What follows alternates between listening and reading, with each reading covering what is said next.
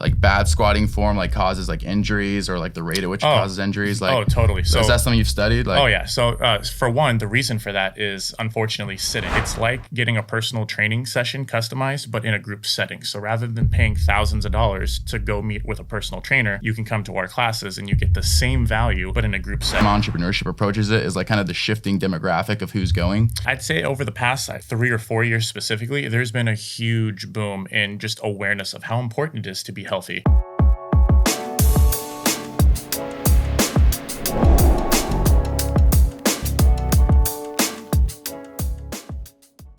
All right, awesome. Episode 94, Stay Classy podcast. Here we go. We got Ryan in the house. Ryan is the owner of Fitstop La Jolla. He's a personal fitness trainer, and we're really happy to have him on the show. Thanks for coming on, Ryan. How you doing? Thanks for having me. I'm doing great. Thank you. Awesome. Well, Ryan is also a member of our Stay Classy Podcast Partner Alliance, which you can check out at stayclassypod.com to become a member and have your business promoted and advertised on our show. But Ryan, first of all, I want to ask you, like, on a personal level, like, I know that you're big on fitness and that you've had kind of like an up and down thing with like injuries and stuff that kind of like derailed your sports career, but you got into fitness. But what is it about like fitness and like specifically like training and working out, like for you, that's been like transformative? Like not even like your training of other people, but just like for you, like why was that like so life changing? On a personal level? Yeah. Well, I mean, if it wasn't for exercise, I mean, I wouldn't have been able to walk again. So I've had a lot of knee injuries in the past. And from those, it kind of opened my eyes to how important exercise was. Yeah. And if it wasn't for going through physical therapy, doing things like squats and lunges and other exercises, I wouldn't have been able to walk again. And so seeing the power of that really opened my eyes. And at the time, you know, like I didn't really know exactly where I wanted to go when it came to like college, changed majors a couple times, but fitness was my one true constant. And so it helped me kind of like find that path that I was meant to be on. Got it. Okay. So what were you doing before like fitness? I mean, you were injured. Like, what was the injury? Like, how did that come about? So I've had a lot of injuries over the years, but so my main injury was I've had 5 knee surgeries. Got it. And the first one was when I was in middle school, and I essentially grew too tall too quickly, and all my ligaments and tendons stretched but didn't strengthen properly. And I grew up playing sports, and I loved it, but I never trained for the sports. I never worked out or strengthened anything. I just kind of like showed up and played and then kind of went home. And so because I grew so tall, everything wasn't in the same balance. And so I was susceptible to injury. And so that's when I had a couple of injuries in basketball and then had surgery and then had to recover from that. And so going through that, I had to, you know, I was in high school trying to figure out where I wanted to go to college, what I wanted to do, and didn't really have a good, clear idea of what I wanted. So I switched majors a couple times, but then, you know, just decided to go all in on fitness on some advice from some friends, and never looked back. It was the way I was meant to go. Best decision you ever made? Yeah. Absolutely love that. So you've done a lot of working out in your career, but what's like, here's a personal question. What's like the toughest workout you've ever done? Like if you had to pick, like whether it's like a cardio workout or like a weight day where you're doing lots of supersetting or something, what's the toughest workout you've ever done? I would say a combination. Okay. You know, like cardio days are great. I'm not the greatest runner because of my knees, so running always hits me hard. But because of all my surgeries, like any kind of like squat or deadlift, it really hits me hard. But legs are the biggest muscle in the body, so it's that you have to hit them hard and go through that struggle to get bigger, better, and stronger after the fact. Got it. Okay. Now every gym owner is going to try to sell you on like their gym, like their vision of like what a gym experience should be and their experience, but you guys at Fitstop, I mean, full disclosure, I haven't like worked out there personally, but I've like seen what you guys do, and I've heard a lot of good things about it. But like, what really separates like your experience, what you guys preach, what you like practice, like what separates it from the rest? Like, what's so unique about like the way you approach like working out? So the two things that kind of separate us, first and foremost, is our values on community, because it's not just about like showing up and getting a great workout. It's about showing up and getting a great workout amongst a bunch of like-minded individuals and developing relationships and instilling a sense of community. On top of that, the programming's top-notch. Typically, when you think of group fitness at the moment, a lot of the most popular concepts are kind of cardio based, where you kind of just show up in a class, you're surrounded by other people, but you're not really working out with them. You're working out amongst them and doing your own thing. And on top of that, it's cardio. So you're doing lightweight exercises, going from exercise to exercise, trying to sweat and burn as many calories as you can, which is fine if that's what you have time for. But that's not realistic, and that's not going to give you the goals you want long term. Our concept is rooted in strength training. So we are Okay. rooted in periodized strength training. We work in 12-week blocks. It's like getting a personal training session customized, but in a group setting. So rather than paying thousands of dollars to go meet with a personal trainer, you can come to our classes and you get the same value, but in a group setting. On top of that, not only are you getting a great value, you're always going to have either a partner or a team of three you work out with, which is great for one, building rapport and accountability. And it helps develop that team atmosphere. And it helps you kind of like learn from each other and grow together. More importantly, Yeah. you get to see how things are supposed to be done from an outside perspective so that when you go to do an exercise, it makes sense and it clicks more. So it's kind of this group, communal, like-minded group of people, like all kind of Exactly. working the same way, kind of thing. Exactly. Okay. And people are habitual by nature. So Yeah. like for example, if you work out at 6 a.m., odds are you're going to be working out at 6 a.m. a couple days a week. Sure. And so when you show up at those times, you're going to be seeing a lot of the same people. More than likely, you're going to be teaming up with them a lot of the time. It's just an extra layer of accountability. Even on Yeah. the nights where, let's say, you didn't get great sleep, you wake up and you have all those excuses to not work out. Mm. You have those people you know that are going to be Accountability there. partners. Yeah. Exactly. You have Yeah. to show up for your team. You have to be there and you need to sweat together. Sure. What do you think, like, so gyms are evolving, like some of the like older commercial gyms aren't as popular, but there's like also some that have stayed, and there's newer gyms that are kind of like taking over the blocks. And what do you feel like gyms are trying to do differently now than, let's say, like 20, 30 years ago? Like what's changed about like the gym experience the most from like the ownership and the entrepreneurial standpoint? I feel like gyms used to be just like your average, what I like to call globo gyms, where it's like you walk into a chain, you have all these machines around, and you have cardio one side, weights everywhere, and it's kind of like show up and you do your own thing. And from a fitness perspective, that's great, but the average person doesn't really know what they're doing or doesn't know like a good routine to go through. So typically in that format, someone will show up, they'll do one exercise, and then they'll pull out their phones and they're kind of like scrolling and messing around for like 5 or 10 minutes before they do their next set. And so, because of that, it's not real sustainable for goals and for getting to like specific training goals. Whereas now you're seeing a lot more people trying to like find a plan to work out to or some kind of routine that works their schedule. Because if they can get a routine and stick to it, the key to fitness is consistency. If you can find something Yeah. and stick to it, that's how you get goals. If you're just kind of going through the motions and doing things kind of like wishy washy, then you're not really going to see goals you're trying to get. Yeah. Well, it's interesting because my mom and dad are a bit older, and like when they were working out, like back in like the early '70s, they said that like it was more of like the working out at the gym was not as much of a commonplace thing as it is now. It's not like as many people were doing it. It was more of like maybe if you were like rich or like a bodybuilder Mhm. or like if you had a specific niche that had to do with like training. Whereas now it's like it seems like even though not everybody's fit, but everybody's at least like kind of going to the gym to some extent. So. Yeah. Has that kind of like changed like the way that gym owners and gym entrepreneurship approaches it? Is like kind of the shifting demographic of who's going? I would say, yeah. I'd say over the past 3 or 4 years specifically, there's been a huge boom in just awareness of how important it is to be healthy. Yeah. Because there's all these studies that are coming out that are proving to people that, if you do weight train and you do strength train a moderate amount, at least 3 days a week, it helps reduce blood pressure, it helps increase bone density, it helps like build lean tissue. All these benefits Yeah. happen if you can stick to it. And so there's just much more awareness out now, whereas before, if you think about like 10, 15, even 20 years ago, there wasn't as much awareness, so people just Okay. didn't know that it was important to They're like, work oh, out. that's for like those like athletes or bodybuilders, but it's not for But me. exactly, Yeah. it's not, oh, I don't need to do that, that's not Yeah. for me, I'm fine. But now this like body of research you're talking on the last 5 years or so, it's kind of changing that Exactly. dynamic. It's showing the importance of, you can add longevity to your life, you can add years to your life, you can make your life better by Yeah. working out. Not the best example, but I was thinking about how like smoking, like we got all the body of research. I think what was like this maybe the 60s or 70s about like how smoking was, obviously really bad for you. But this is kind of the opposite of that. It's like a positive where it's like now this evidence is coming out that this thing that we didn't really know how good it was is actually really good for you and can make your life longer. So it's kind of like the Exactly. opposite of like the smoking. Exactly.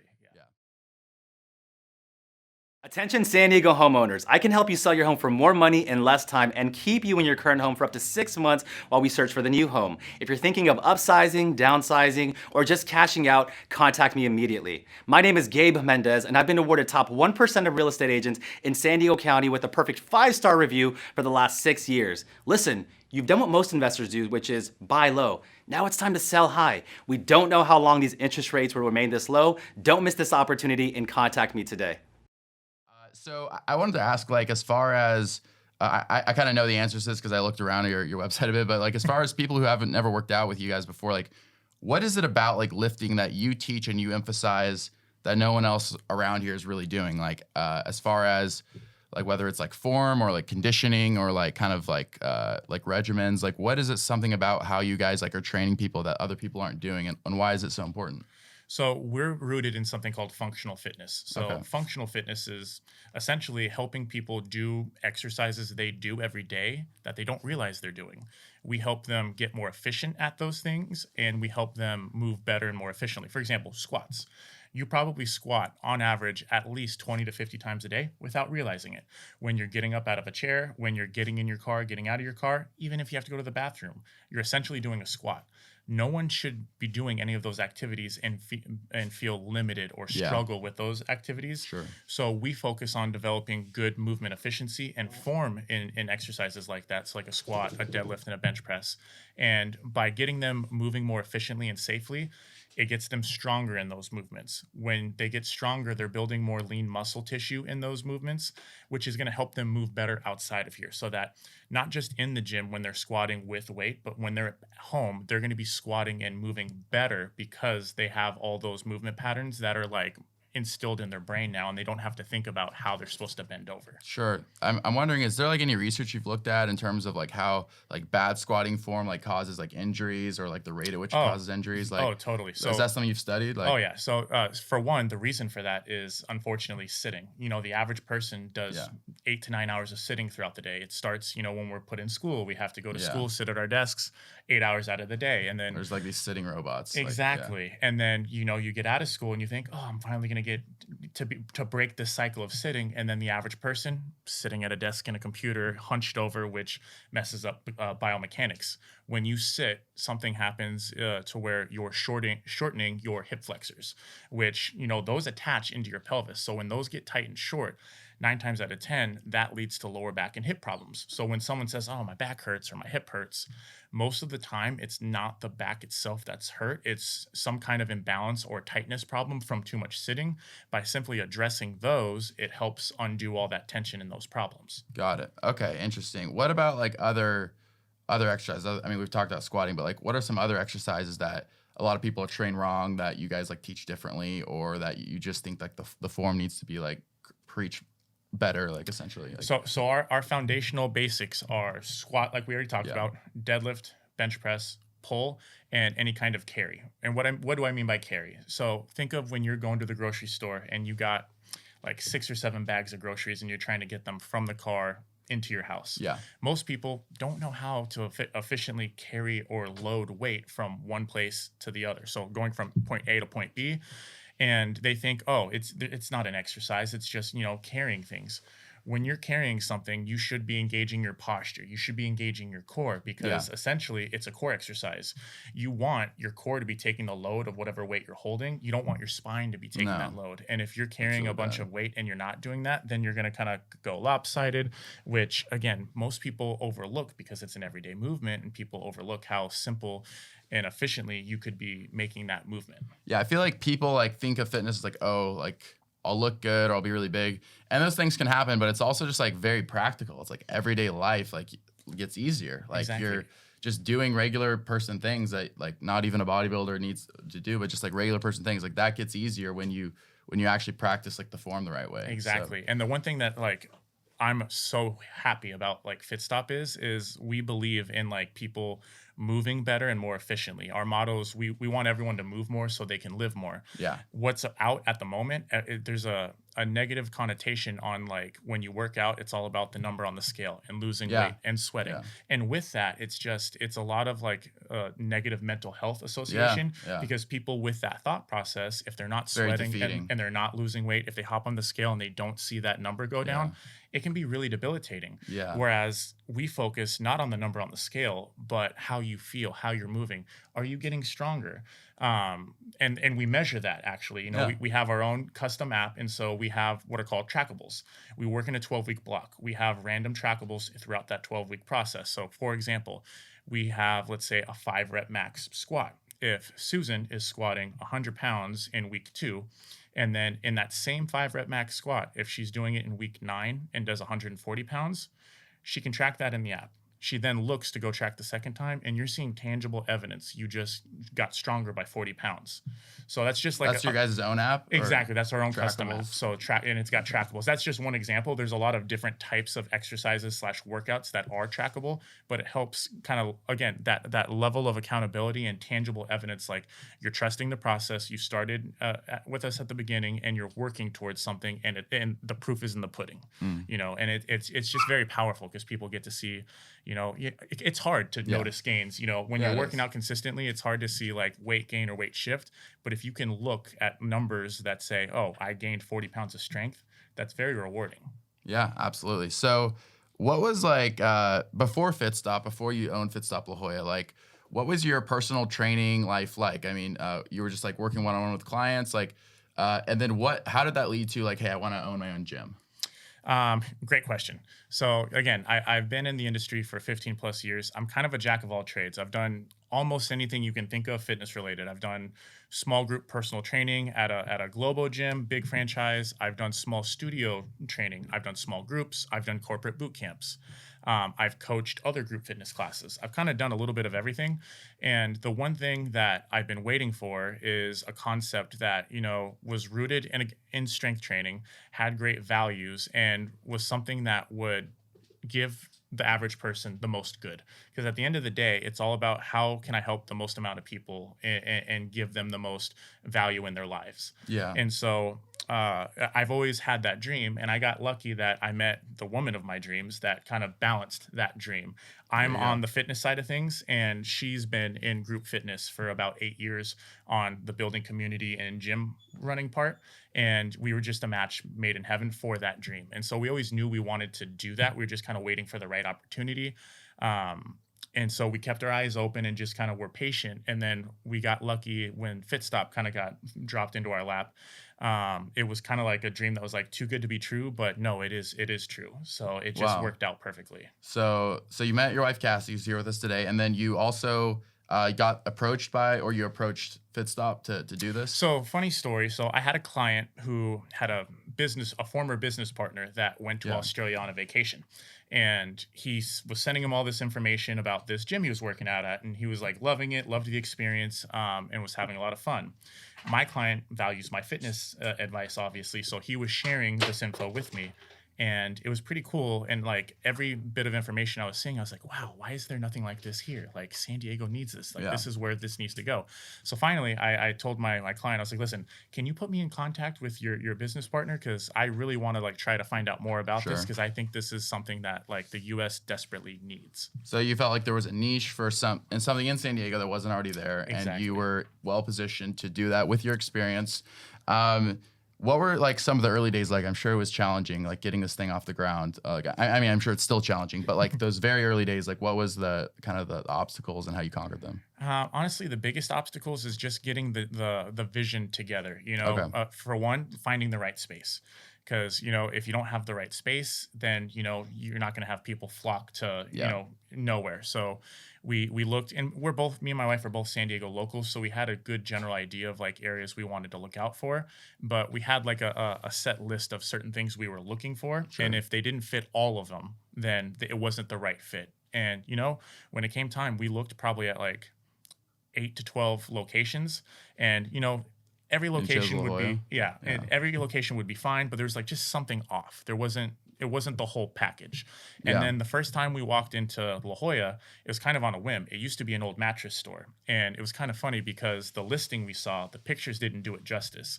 the pictures showed the ceiling was like way smaller than it was, and a couple of other issues. But I just had a gut feeling. I was like, we're not going to know unless we go and see.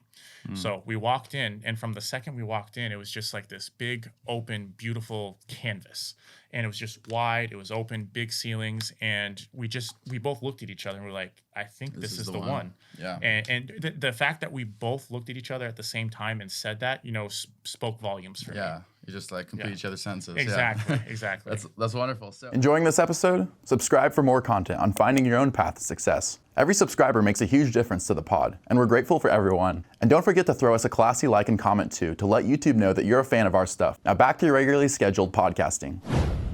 wonderful. So how was it that what was like so you were great at the fitness part, but how did you like learn the entrepreneurship part, like the promoting, the selling of the gym, like the promoting it, like that part, like? So that's the benefit of working with a franchise. Like when you're kind of thinking about opening a gym, you have two options: go the franchise route, or kind of try to figure everything else out on your own, and which is for one going to take longer and cost X amount of extra money trying to figure out all these extra things. And so we got really lucky. We have an awesome team behind us. We're the only location in San Diego, but our U.S. headquarters is in Santa Monica. And from the very beginning, they've been amazing at like coming down, helping out whenever they need to be boots on the ground here.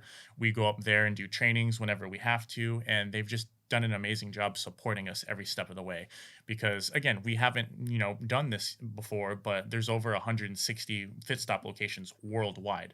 So they have gone through the process from point A to point B on all these locations, and so they know what works, what doesn't, and kind of like what needs to happen. And what year did you open again exactly? Like this year, actually. This year we opened in June. In June, yeah. So I want to ask you, like, is this like a very long-term vision then, or is it like, I want to own this and I want to do something else, or is it like this is kind of the dream? No, this is So this is the dream. So this is the dream, but the cool part about it, when we found Fitstop, it opened my eyes to dreaming bigger within a dream. So, and what I mean by that is it's always been my dream to have our own gym, but the only thing better than kind of having your own gym is being the face of a great gym in San Diego and not just one location. So La Jolla is great, and we're having so much fun building the community and connecting with all the people. But our ultimate goal is to have, at least 5 to 8 locations spread throughout San Diego. All in San Diego. Yeah. Okay, that's awesome. So as far as like, so behind the scenes, like what is it about like running a gym day to day? Like, I mean, I imagine you deal with like, annoying customers, stuff like that. But as far as like what's challenging about like being a gym owner that most people might not realize? Like, so the biggest thing I would say is you wear not just one hat, but many hats. People think, oh, you own a gym. And they think, oh, you just kind of interact with the members and kind of like runs a couple of back end things and that's it. And then it's all smooth sailing from there. But no, you're running the gym, you're coaching classes, you're marketing, you're doing foot traffic, doing outreach, trying to meet new people. Sure. You're doing all of the things that typically you'd have like an individual person for, but you as a business owner, you have to take ownership of all those things individually. Other than Cassie, how many employees do you guys have approximately? So we have 4, soon to be 5 part-time employees at the moment, besides Cassie and myself. All right, and just kind of day-to-day stuff. Like, so what's like? So on the flip side of that, what's like rewarding? Like, what's like? I mean, obviously seeing people meet their goals, but I guess. Are there any like stories, like you can use names, not use names, but like just stories of like kind of like some of the rewarding things you've seen from this so far? Or? Yes. So, and honestly, it happened before we actually had our official grand open. So, which was, it was eye-opening to me because it was like, this is why we're doing this. But yeah, so 2 weeks before we had our grand open, and we did something called a soft opening, where we opened the gym to the public for free, and we had modified class schedule for 2 weeks prior. It was like a pre-soft opening, and we had some of our members come in and kind of check out what we were building and check out the classes and get a feel for it before we opened. And in those classes, mind you, all these people that were coming in to work out together, no one knew each other, no one kind of like bumped into each other ever besides that platform.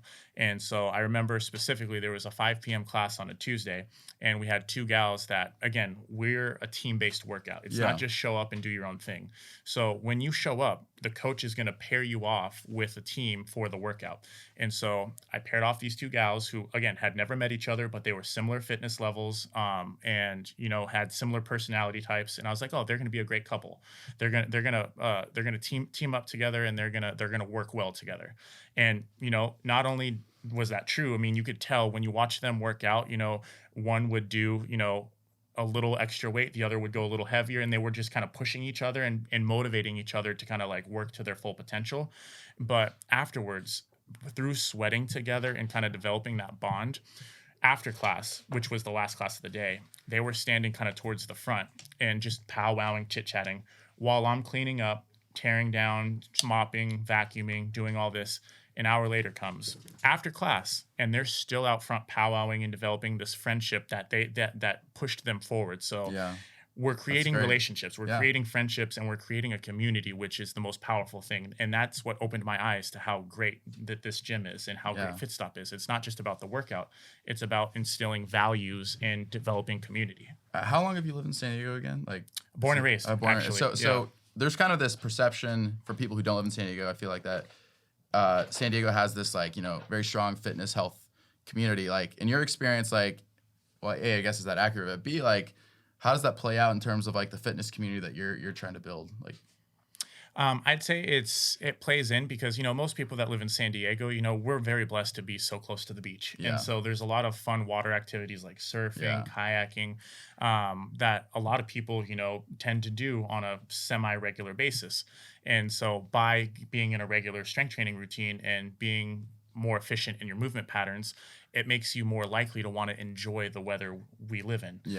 If you're feeling good and moving good, you're going to want to go hike more. You're going to want to go surf more. You just want to be out and about and just take advantage of the beautiful place we live in. And that kind of transforms into like, oh, I want to be fit so I can do these things. Exactly. That makes sense. So, and I agree. I think it is an accurate perception. But there was a time in your life, as we've already touched on, where you were dealing with the injuries. I'm sure that was incredibly discouraging at times. Like, talk us through that. Like, some people might be like, hey, like I injured my knee a whole bunch of times. Like, yeah, I'm good on the fitness thing. Like, I'm just going to go be a regular person. You chose to be not average. You chose to be above average. You chose to overcome that. And then not only just overcome that particular challenge, but then go above and beyond. So what was that mindset like? Like, where did that come from?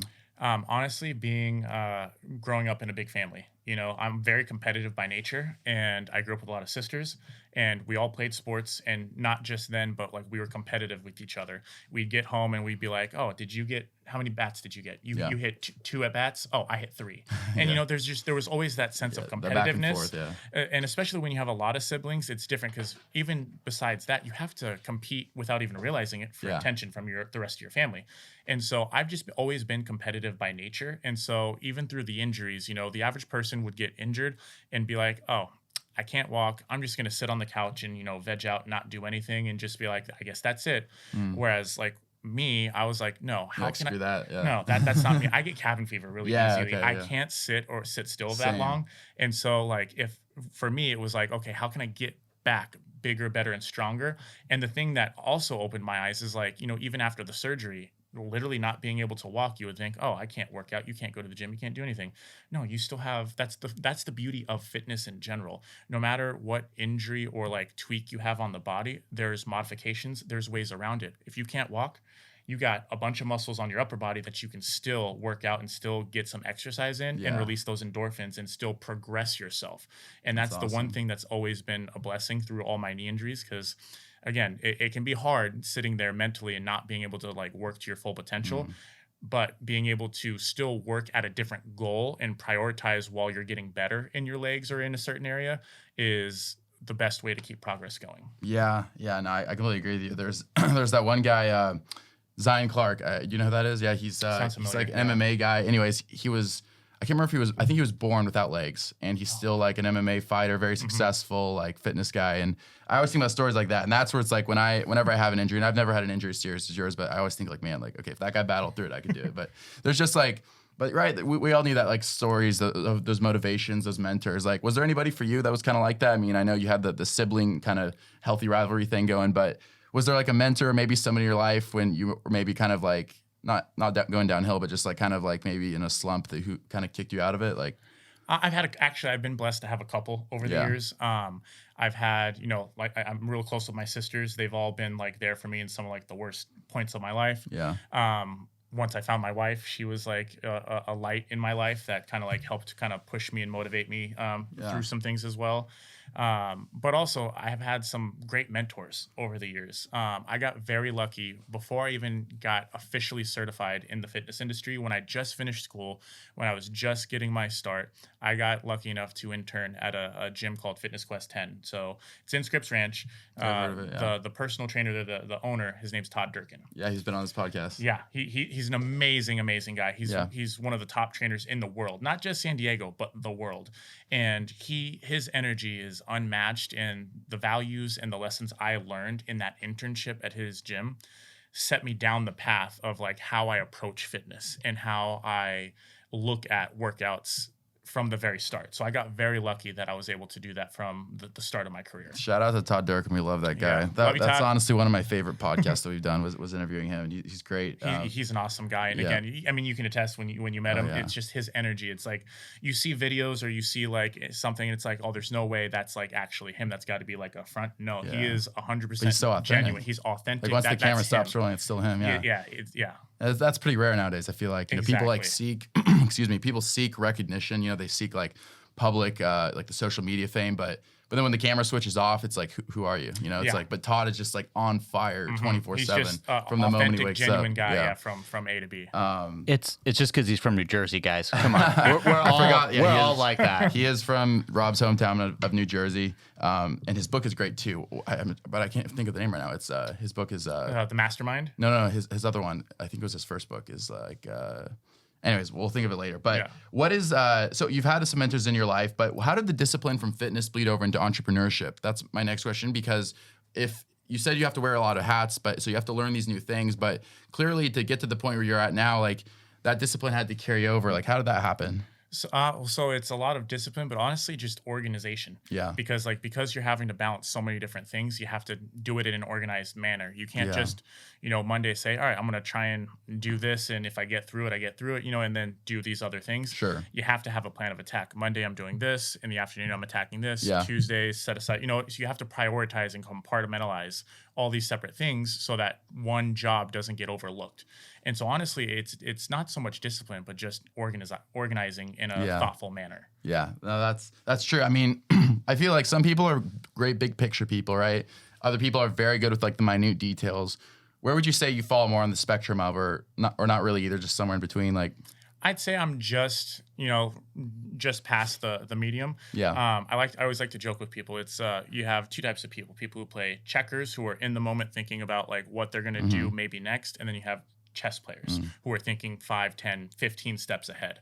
Yeah. I like to say I'm closer on the edge of a chess player. yeah, which I feel like is the better one, right? Exactly, Yeah. because you're That's not just what you thinking want, right? you're not just thinking about, okay, how is this next move I'm going to do affect tomorrow, but you're thinking about how is this going to affect my month, Yeah. my year, my future. What you have to do as a business owner, right? Exactly. And you also need both, right? Because like as a person, and you need to live somewhat in the moment, but you also need to like as a business owner think like, okay, this action, it might be good today, but what does it do like a month from now? Like, Exactly. So definitely feel you there. Attention San Diego homeowners, I can help you sell your home for more money in less time and keep you in your current home for up to 6 months while we search for the new home. If you're thinking of upsizing, downsizing, or just cashing out, contact me immediately. My name is Gabe Mendez, and I've been awarded top 1% of real estate agents in San Diego County with a perfect 5-star review for the last 6 years. Listen, you've done what most investors do, which is buy low. Now it's time to sell high. We don't know how long these interest rates will remain this low. Don't miss this opportunity and contact me today. We touched on a topic earlier. I want to drift back to you for a bit. We talked about we were talking about Todd, who's awesome, but I feel like there's this culture, right, on social media of, these gym influencers, these personal trainers. Like it seems like the number of personal trainers, I haven't looked at the research, but I would guess it's skyrocketed in the last 10, 15 years with the advent of social media, and basically anybody can promote their brand. Which, by the way, like to some extent is great, right? Like we love people promoting fitness. We love people like teaching other people how to draw them into that lifestyle. But to some extent, do you feel like, because you've been on both sides of it, you've been a personal trainer, now you have your own gym. Do you feel like some of it is about like self-recognition and like self-promotion more than it is like actually helping people? Or what do you think of that kind of culture of like Instagram, like fitness influencers? Yeah, I think my first thought is, any type of movement where you can promote something healthy and help provide value to someone or more people is beneficial. So I think that's a great aspect of it. But what I think there's a problem in is a lot of times you see like these guys just do videos with their shirts off doing these exercises that they may not even be certified or doing like a proper exercise, but because someone sees them and they look good and they're doing an exercise, their mind automatically goes, oh wow, if that guy's qualified, if he's doing this, look at him, he's ripped, that exercise must be great. And that's not always the case. So that's the one problem I have with that new influencer scene. But again, more importantly, whether they try to do that exercise or not, it's promoting and spreading awareness on a healthy lifestyle, which is valuable. And you know that we need more of that. Yeah, absolutely. Like I wonder because I feel like, well, since I just thought of it, I'll say it. Like, you know, Joe Burrow, right? The Bengals quarterback. Like, so he was, I don't know if you saw, like, I think it was last season, he made this quote that was going viral where he said, like, you know, don't work out and then post it on Instagram. He said, work out in silence, and then, like, let your results speak for themselves on, like, the biggest stage of all. Like, and I think that it wasn't, like, it's not like, oh, you can't, like, show people or tell people, like, what you're doing. But I think the idea was, like, you know, at a time where everyone's seeking recognition for every step of the way, it's like, and there's, like, some value in, like, keeping that to yourself until, like, you're kind of ready to, you know, to truly show your progress. And I just feel like with the gym culture now, and it seems like you have this perspective too, there's like, it's very fine line between like balancing like, you know, positive impact with like self-promotion, right? Yeah. Like, I don't know, like, do you agree with that, like, quote or? No, totally. Because especially like these days, everyone's looking for self-validation. Yeah. So like a lot of times I used to joke with some of my friends, you know, they would go to like a 24-hour gym and check in on social media every time they went to the gym.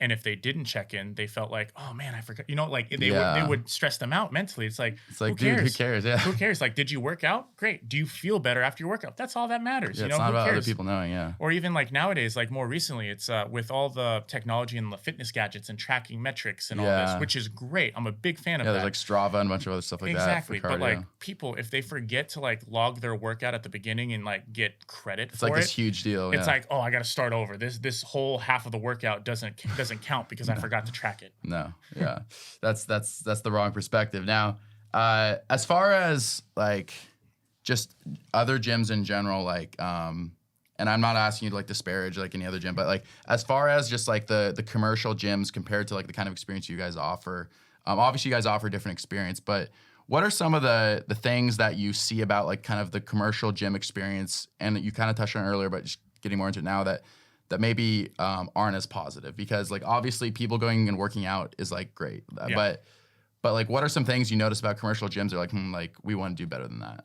Well, for one, we've talked about a few of these, but like the cardio-based aspect and like the negative mental health aspect of that with the number on the scale. For one, when they're going from exercise to exercise in that type of format, it's not safe, or it's not easy for whatever trainers in that class to correct form if someone's only got X amount of time to do this exercise and then get to the next one. Yeah. And so when they're doing those things and moving fast, they're generally using momentum and not using the right muscles. And when momentum takes over in an exercise, the increase of getting injured goes through the roof. Yeah. And so you see a lot of injuries that come from those types of places. And so that's why I'm so happy that like we focus on compound strength training.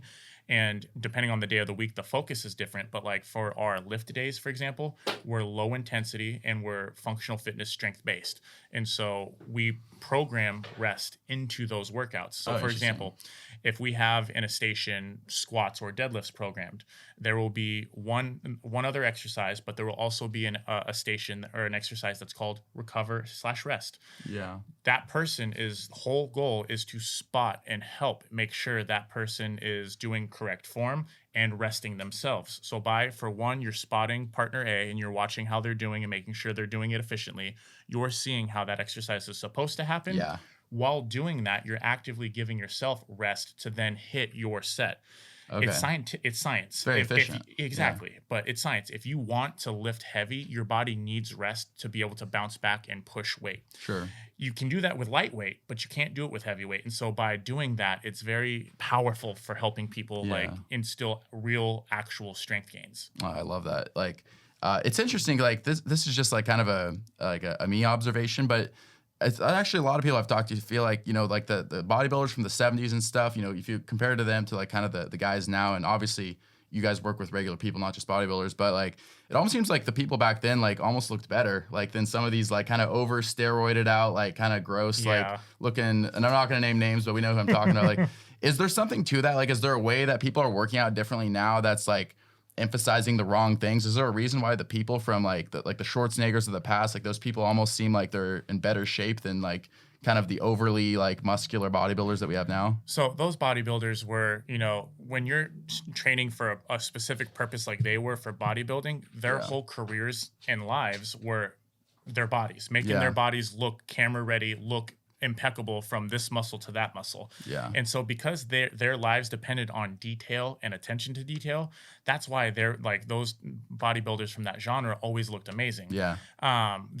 Nowadays there's too much of a general focus on like aesthetics, which I think is the difference. People just want to generally look good all over as opposed to like muscle by muscle focus. Yeah. Where Schwarzenegger, like the Pumping Iron, the documentary, he would be like, oh, like, my arm like looks like this part is like a little weak, so I'm gonna work on that, and like exactly. And now it's just kind of just these bloated masses of muscle, like. But one question just for regular people, and not talking about bodybuilders here, like, we always hear about like the mental health benefits of working out, and I'm 100% in agreement with that. But is there any like science that you've like looked into behind that, like as far as like specific like stimulation that occurs in the brain or the nervous system? Like, what's like the real like science behind that? Like, and we can kind of like, I feel like that's a big thing, is like we always like intuitively think, oh, I feel better after I work out. But is there like science behind that you've studied? Like, there's a reason for that. Yeah. It's because when you're working out, especially, it's your time to kind of like zone out and decompress. And so, especially like for the average person has a lot of stress in their life. Yeah. And the problem with stress is it messes up your cortisol levels. And so when that happens, it affects sleep, which then affects appetite. Yeah. And with all those messed up, that's when people start to feel tired all the time and they start feeling sluggish. By simply just adding a consistent workout routine, and you're generating more positive endorphins throughout the whole body. And with those endorphins rushing through, it's helping maintain and neutralize those cortisol levels, which are making that sleep pattern messed up and that appetite, messed up. And so it's just helping you from a stress management aspect, which is I would say the biggest benefit.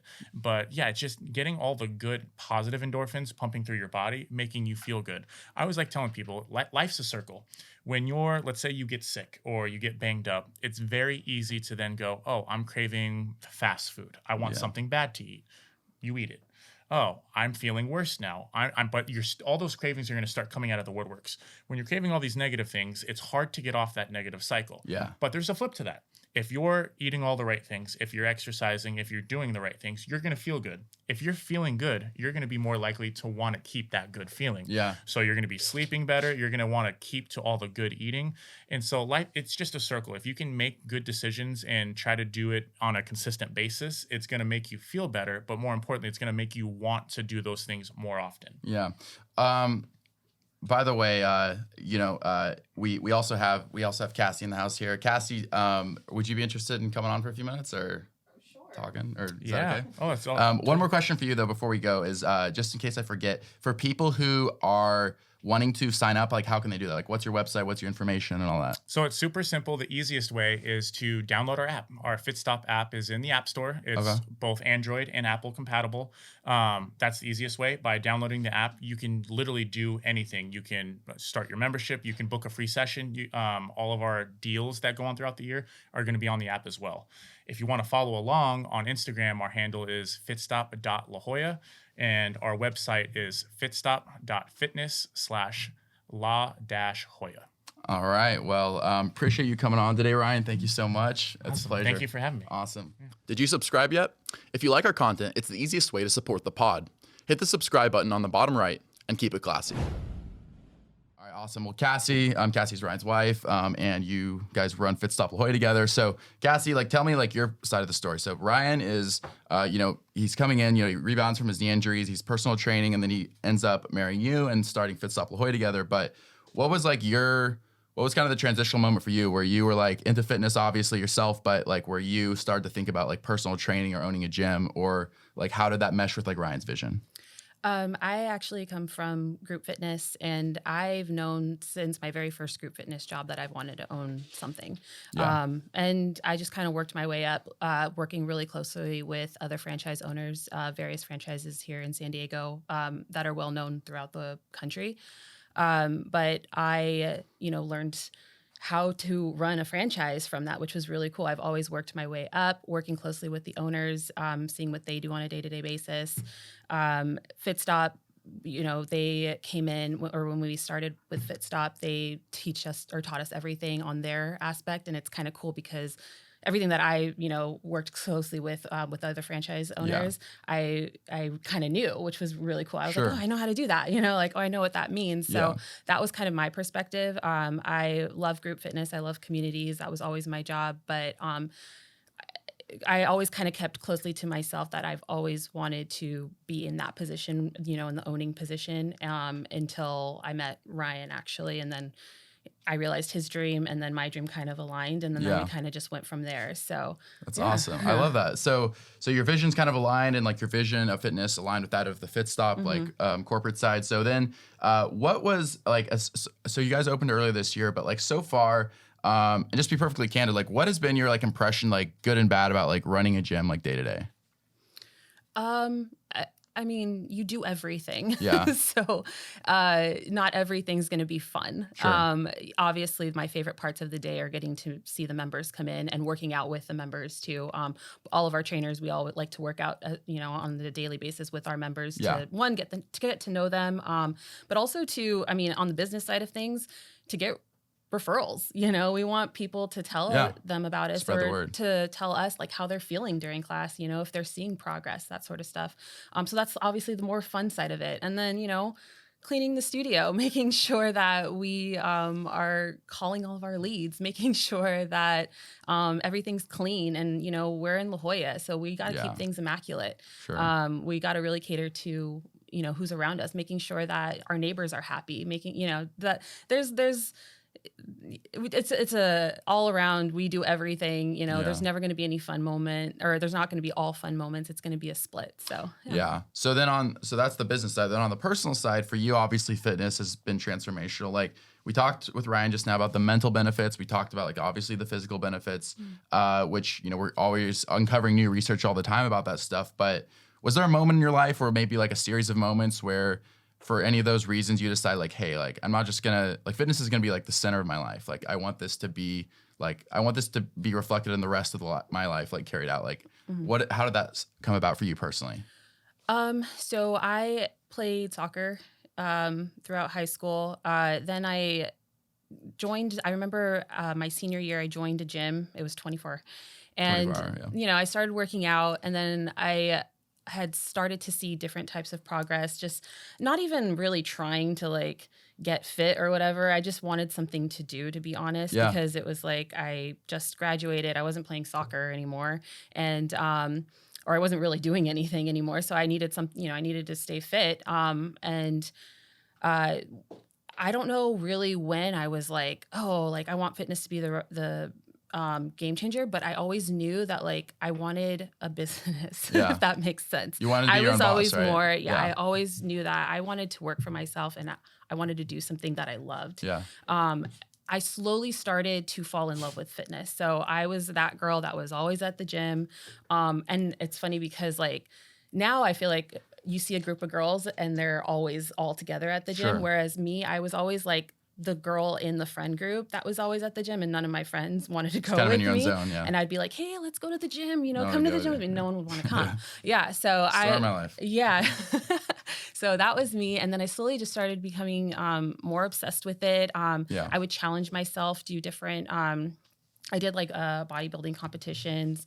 I would see I would put myself on my own diets to see what I could do with my body. You know what I mean? Like that, I became kind of obsessed with that. And I was like, wow, I really like the gym. Like, but it took me so long, but I always knew from the start, like I just wanted to be an entrepreneur, and I just wanted to have like a fun job that I loved. You know, I'm not an office person. I wasn't a college person. I wasn't a school person, to be honest. So, you know, yeah. So I wanted just to be out in the world and meeting new people. And I think that fitness kind of brought that aspect too. I would always meet someone new at the gym every day. So that was really fun. And then I think once I got my first job with, it was actually Orange Theory Fitness. Oh, yeah, I've heard of them, yeah. Yeah, and I was working really closely with the owners. And yeah, that's when I was like, okay, like franchising, this is really cool, you know? And then I just kind of, you know, I spent years learning the ropes of that. Yeah, that's so cool. I love the fact that, you know, like you said, it wasn't just one moment, but it's this like gradual sense that you were meant for something more, that you and Ryan were meant for something more than just, you know, kind of the corporate 9-to-5 life that everybody else is leading. So I love that. And that's what we're all about here. So as far as like going forward, like, is there anything that you guys have talked about or dreamed about that, you know, you want to continue this location, open up other locations, but is there like some long-term like vision? It could be business related or outside of business that you guys have, like, that you'd be willing to share? Like, well, like Ryan said, like, you know, we definitely want to build up Fitstop, but we want to build up our community. Hey, that's my dog, Mookie. Hey, Mookie. I think we met over there, so you guys kind of bonded a little bit. But so you know, we want to be recognized as the gym that really it brings people together, because that's what we do in class. Yeah. So I think that's just our main goal right now, is to really just go out there and meet new people, like-minded people who want to connect with us, who want to collaborate with us, and just build up that community, so that way, you know, everyone meets each other and they love to work out, and that's our goal. All right, awesome. Final question: what's your favorite lift?